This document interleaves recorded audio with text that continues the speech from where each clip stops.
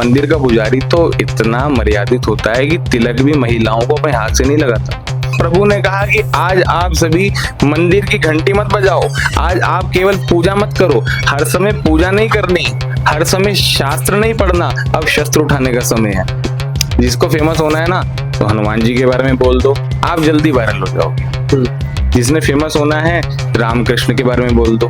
कि भीम आर्मी के कुछ लोगों द्वारा जबरदस्ती एक पंडित जी के ऊपर SC/ST एक्ट लगा दिया जाता है, जिसके विरोध में तमाम समाज जो था वो उतरा, मैदान में उतरकर उन्होंने ये अपील करी कि ऐसे गलत तरीके से जो आरोप लगाए जाते हैं और गलत तरीके से SC/ST एक्ट लगाया जाता है, इसके ऊपर कार्रवाई होनी चाहिए। इस पर बातचीत करने के लिए उद्धव कोडंड जी हमारे साथ मौजूद है और इनसे जरा बातचीत करते हैं कि कैसे देखते हैं इस पूरे मसले पर, क्या कहना चाहेंगे। सर, आपका स्वागत है हमारे चैनल पर। जी धन्यवाद, हमें भी बहुत अच्छा लगा आप हमारे सन्मुख आए, आपके चैनल पर बुलाने का अवसर दिया, हार्दिक धन्यवाद। कैसे देखते हैं गुरुजी, जिस तरीके से हमेशा ब्राह्मण को टारगेट किया जाता है, या कहा जाए कि ब्राह्मण की चीजों को लेकर, कभी ग्रंथों को लेकर, कभी SC/ST एक्ट लगा दिए जाते हैं, क्या ये सही हो रहा है या कलयुग वाली जो स्थिति थी वो सच में अब चल चुकी है? हाँ, ये तो बात आपकी सही है कि कलयुग वाली स्थिति सच में चल चुकी है। और जो बार बार टारगेट करने की बात थी ना, अच्छा हमारे शास्त्रों में क्या लिखा है या हम पूर्वजों से सुनते आ रहे हैं, देखते आ रहे हैं कि ब्राह्मण बड़ा सहनशील है। सहनशीलता पूर्व के समय में चलती होगी शायद, आज के समय में वो सहनशीलता काम आने वाली है नहीं। तो बार बार सहन किए जा रहा है, बार बार सहन किए जा रहा है, वो सहनशीलता अपने लिए ही पॉइजन बन गई, जहर बन गई। अब आगे आना पड़ेगा और जो गलत है उसके विरोध में आवाज उठानी पड़ेगी। जो भी अभी देखो सहारनपुर का प्रकरण, जो भी गलत है, जो भी गलत है, जो भी निर्दोष व्यक्ति को फंसाया जा रहा है, उसके विरोध में तो सामने आना ही पड़ेगा। तो मेरा तो यही कहना है कि जो बार बार टारगेट की बात है, इसी वजह से थी कि सहनशील था। अब नहीं लगता कि हमें सहनशील बचा है। आज सहारनपुर में जो प्रदर्शन हुआ, जो सभा लगी है सवर्ण समाज की, केवल ब्राह्मणों की नहीं, सब सारा समाज उसमें सम्मिलित था, तो उसने ये प्रूव कर दिया कि अब वो सहनशीलता नहीं है, अब सन्मुख आकर के सामने बात करेंगे। अच्छा, ग्रंथों को लेकर भी तमाम चीजें होती है। ग्रंथों पे आपने देखा होगा कई महीनों से, सालों से कहा जाए तो ये टारगेट हो रहे हैं। कभी भागवत को कह दिया जाता है, कभी हनुमान जी के ऊपर कहा जाता है, कभी शिवलिंग के ऊपर कोई आपत्तिजनक टिप्पणी कर देता है। तो आखिर इसके पीछे का कारण क्या है और ऐसा क्यों हो रहा है? हमारे देश में आजकल की जो परिस्थिति चल रही है ना, किसी ने फेमस होना होता है ना, वो सनातन को पकड़ लेता है। जिसको फेमस होना है ना, तो हनुमान जी के बारे में बोल दो, आप जल्दी वायरल हो जाओगे। जिसने फेमस होना है, रामकृष्ण के बारे में बोल दो, और देखना बोलेगा वही जो कल को कुछ अच्छा नेता बनना चाहता है, कुछ अच्छा नाम कमाना चाहता है, जिसको ना यश की भूख है। पर उसको ये है कि मैं कैसे करूं, कैसे करूं। एक काम अच्छा है, सनातन के विरोध में बोलूंगा क्योंकि इनकी पॉपुलेशन अच्छी है, इनकी बिरादरी अच्छी है, तो ये ज्यादा शेयर करेंगे, मैं वायरल हो जाऊंगा। ये इसीलिए होना है कि हर आदमी ये चाहता है कि सनातन को टारगेट करके ना हम प्रसिद्ध हो जाएंगे, और कोई कारण नहीं है। अच्छा, विजय तिवारी जी जो पंडित जी हैं, उनके ऊपर जिस तरीके से आरोप लगाए जा रहे हैं और उनको टारगेट किया जा रहा है, SC/ST एक्ट में मुकदमा लगा दिया जाता है, उनको उनके ऊपर आप क्या कहना चाहेंगे, उनका क्या वक्तव्य रखेंगे?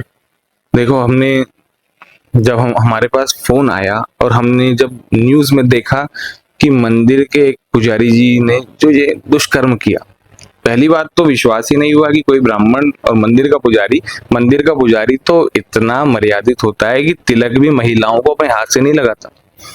या तो उनके पास कोई कास्ट होता है, उससे तिलक लगाते हैं, कोई सांचा होता है, नहीं तो ऐसे रोली हाथ में लेकर के इस प्रकार देते हैं कि महिलाएं आप अपने आप लगा लो। तो वो ब्राह्मण ऐसे कैसे कर सकता है, मन में ये विचार आया। फिर बाद में जब सारी गतिविधियां हुई और जब बाद में रिजल्ट सामने आया, तो पता ये चला कि वो तो निर्दोष थे। निर्दोष व्यक्ति को फंसाया जा रहा है उसकी जमीन को हड़पने के लिए। मैं तो ये नहीं कहता, चलो आप हमारी बात मत मानो, हर व्यक्ति ये सोचता है कि अपनी बिरादरी के लिए तो अच्छा ही बोलेगा, है ना। आप निष्पक्ष जांच कराओ। जब जांच निष्पक्ष होगी तो सामने आपके आ ही जाएगा कि वो निर्दोष है। कोई वो नहीं है, कोई कारण नहीं था, बस ये था कि उनकी जो जमीन हड़पी जा रही थी ना, तो उन्होंने सोचा कि इस ब्राह्मण को, इस पंडित को कैसे निकाले। तो एक षड्यंत्र रचाया और छोटी सी बालिका और कोई साधन नहीं मिला, एक नन्ही सी प्यारी बालिका के बारे में आपने इस प्रकार अफवाह फैला करके उस ब्राह्मण को फंसाना चाहा। बस यही यही सोचो कि हम जो बोल रहे हैं हम गलत हैं, ठीक है, जांच कराओ। जब जांच होगी ना तो निर्णय सबके सामने आ ही जाएगा। उसके बाद एक वीडियो वायरल हो रहा है जिसमें ये कहा जा रहा है कि भीमराव अंबेडकर ने कहा था कि जिस दिन ब्राह्मण आपके उस पे मैदान में उतर कर आ जाएगा और आपका विरोध करने लग जाएगा तो उस समय समझ जाना कि तुम्हारी जीत हो चुकी है। तो वो तो इस चीज को और अच्छा मान रहे हैं कि आज ब्राह्मण उतर के आ गए तो भीम आर्मी की तो विजय हो गई। देखो उन्होंने ये कहा, उस व्यक्ति ने अपनी वीडियो में, अभी हमने वीडियो देखी कि बाबा साहब ने कहा था कि जिस दिन ब्राह्मण आपके विरोध में आ जाएगा उस दिन आप विजय हो गए। अब मैं ये जानना चाहता हूं कि ये कहा कब कहा, कौन से उन्होंने अपनी पुस्तक में कहा, या कौन से उन्होंने अपने किसी लेख में कहा, या उनका कोई ऐसा लिपि कुछ कहीं पर किसी के सामने कहा, या कहाँ कहा? अपने मन से बातें बना दी। जैसे कोई व्यक्ति ये बोलता है ना, शास्त्र हमने आपके शास्त्रों में पढ़ा, कहाँ पढ़ा? प्रमाण दो। जब तक प्रमाण नहीं है तब तक तो ऊपरी बातें हैं, ऊपरी बातें तो बहुत सी होती है, इनको तो नजरअंदाज ही करो। नजरअंदाज करना चाहिए। अच्छा, आज समाज जिस तरीके से एकत्रित हुआ, क्योंकि अब इसकी जो विषय की जो चर्चा है वो बहुत दूर तक जा चुकी है कि पहली बार ऐसा हो पाया कि इतना सारा सर्व समाज एकत्रित हुआ, मंदिरों पे ताला लगा दिया गया। तो कुछ लोगों का ये भी कहना है कि भगवान को ही कैद कर दिया ब्राह्मण समाज ने, तो मतलब वो अपनी उस पे आ गया, उसने भगवान को ही कैद करके दिखा दिया कि देखो मैं भगवान को भी कैद कर सकता हूँ। ना ना ना ना, ये ब्राह्मणों ने भगवान को कैद नहीं किया।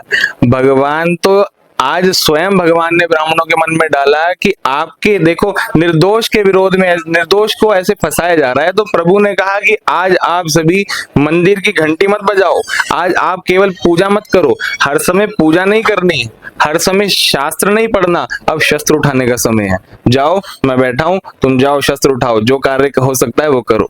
अच्छा जी, भगवान ने ये नहीं कहा। भगवान थोड़ी हमको कोई कैद कर सकता है। भगवान को हरि व्यापक सर्वत्र समाना है, वो तो हर जगह है। कौन सी ऐसी जगह है जहाँ राम कृष्ण हरि शिव शंकर नहीं है? हर जगह है। तो भगवान ने कहा जाओ, आज मैं आराम से बैठा हूं, तुम जाओ अपना काम करो। अच्छा, तो आपने देखा हमारे साथ उद्धव कोडन जी मौजूद थे। इन्होंने साफ तौर पर बता दिया कि आज भगवान ने भी हमें ये कहा था कि आज जाकर शस्त्र उठानी चाहिए और जो अन्याय है उसके खिलाफ आज आवाज जरूर उठानी चाहिए। आपको क्या लगता है? आप अपनी राय जरूर दीजिए और जुड़े रहे हमारे चैनल के साथ। नमस्कार।